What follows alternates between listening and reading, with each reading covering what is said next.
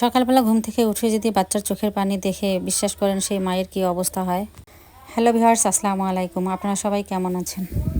ছেলেকে তো স্কুলে পাঠিয়ে দিয়ে আমি বাসার উদ্দেশ্যে আমাদের গ্রামে এখন রোয়া লাগানোর কাজ চলছে, আর এই তো সবাই হচ্ছে রোয়ার বীজ তোলা নিয়েও ব্যস্ত। বাবু ভাই এদিক দিয়ে হচ্ছে তুলতেছে, তার পাশেই হচ্ছে আমাদের একটা সুপারি গাছ।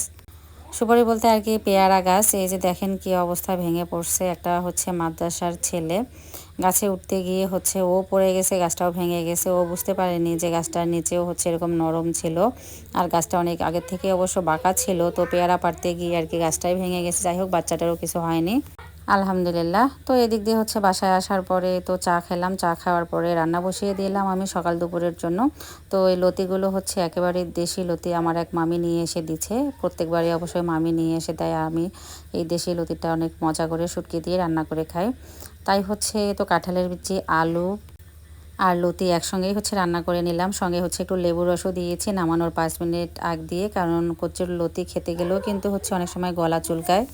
আর সঙ্গে হচ্ছে তো টাটকা জমির টাটকা আর কি মিশালি শাক। আমি যে হচ্ছে কালকে পুঁই শাকগুলো তুলে নিয়ে এসেছিলাম, আর তার সঙ্গে হচ্ছে আজকে সকালবেলা হালিমাসি কিছু মিষ্টি কুমড়া শাক, কলমি শাক, আরও 2-1 প্রকারের শাক আর কি মিক্সড করেছে এখানে। তো সব কিছু একসঙ্গে সিদ্ধ করে তো হচ্ছে আমি রান্না করে নিলাম। আজকে রসুন ছাড়াই শুধু মরিচ পেঁয়াজ দিয়ে ভেজে রান্না করেছিলাম, আসলে অনেক ভালো লেগেছে খেতে। আর এদিক দিয়ে তো এখন স্কুলে চলে আসলাম ছেলেকে নেওয়ার জন্য।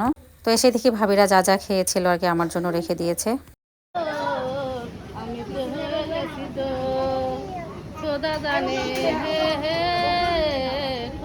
শত কাজ ব্যস্ততার পরেও হচ্ছে স্কুলে গিয়ে যতটুকু সময় থাকি এতটুকু সময়ের মধ্যে বাচ্চাদের পাশাপাশিও কিন্তু আমরাও আসলে একটা বিনোদন পাই।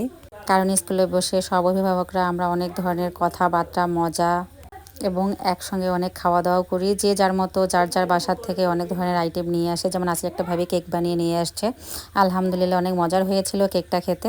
আর ওই ভাবিকে রিকোয়েস্ট করার পর একটা গান বললো, মাশাল্লাহ। আর এই যে সকালবেলা আমার ছেলে যে কাদা কাদা অবস্থা দেখেছিলেন এই বলের জন্য, শেষমেশ আসার পথে ওকে বলটা আমি কিনেই দিলাম। ও আজকে সকালবেলা আমাকে বলতেছিল বল কিনে না দিলে ও স্কুলে যাবে না। যাই হোক, এটা আমাকে আর কি ব্ল্যাকমেল করলো আমার ছেলে। তোর বাবার মত ছিল না বল কিনে দেওয়ার, তারপর আমার মায়ের মন কিনে দিলাম। আর এদিক দিয়ে রাতের আয়োজন চলছিল হচ্ছে আমাদের আবিদা মনির আজকে জন্মদিন, সেই উপলক্ষেও রাতে রান্না বান্না করেছে আমাদের সবার জন্য। আর আমাদের ছেলে মেয়ে তো হচ্ছে রেডি হয়ে এবারে একসঙ্গে সবাই মিলে চলে গেলাম।